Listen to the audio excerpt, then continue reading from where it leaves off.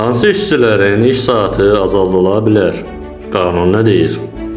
Əmək Məcəlləsinin 94-cü maddəsinə əsasən işçi ilə işə götürənin qarşılıqlı razılığı ilə natamam iş vaxtı, yəni natamam iş günü və ya natamam iş həftəsi müəyyən edilə bilər.